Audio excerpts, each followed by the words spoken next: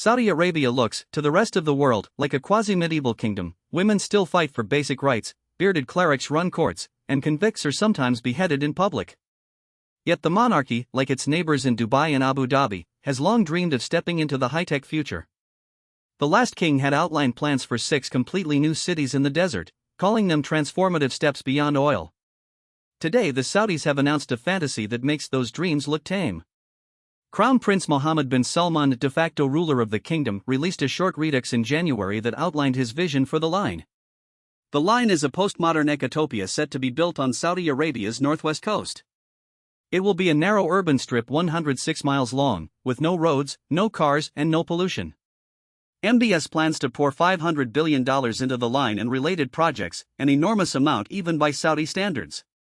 He calls it a civilizational revolution, and says it will be inhabited by 1 million people from all over the world. Why people would want to move there, and why a city would be shaped like a strand of capellini, are questions anyone can ask. Watching the Crown Prince's promotional video is like stepping into a distinctively Saudi form of arrogance that blends religious triumphalism with royal grandiosity.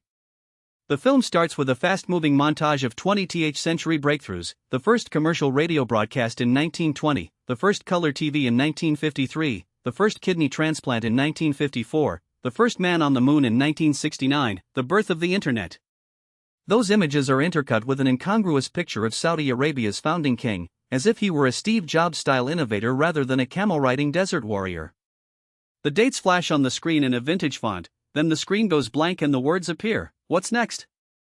Cut to MBS standing on a stage, wearing a floor-length white gown, delivering a brief TED-style talk. Behind him is a topographic model that looks like blackened lunar crust, with a thin stream of glowing green fire cutting across it. That green beam is meant to represent the line. The Crown Prince promises that no journey within the city will take more than 20 minutes, and that there will be zero carbon emissions. It feels as if he believes nature itself is at his command, an audacious claim, given that he's been pushing equanimously outlandish ideas since 2017. The line is part of Saudi Arabia's broader ambition to liberate itself from dependence on oil revenues.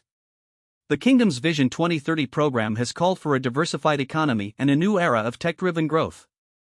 6 megacities were announced in 2017 as part of that program, but the line distributes a renewed focus on sustainability, efficient transportation, and futuristic living.